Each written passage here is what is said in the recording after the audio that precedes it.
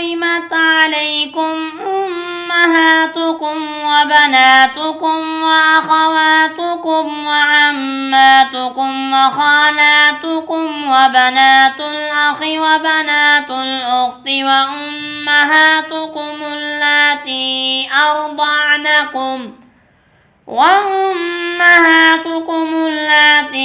أرضعنكم وأخواتكم من الرضاعة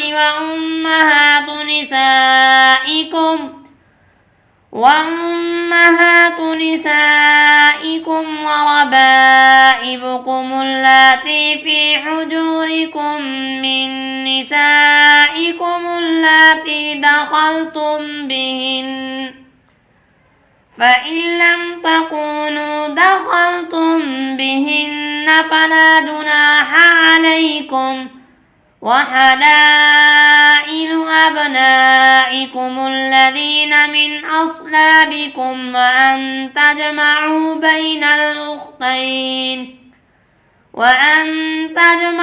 بين الأختين إلا ما قد سلف إن الله كان غفورا رحيما।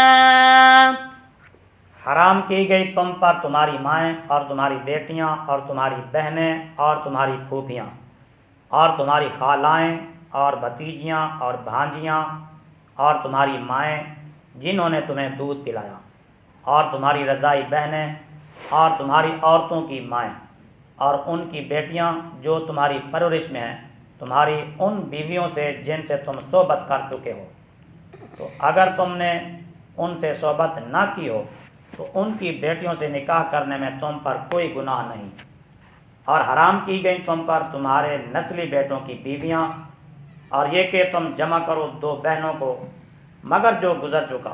बेशक अल्लाह बहुत बख्शने वाला बेहद रहम फरमाने वाला है।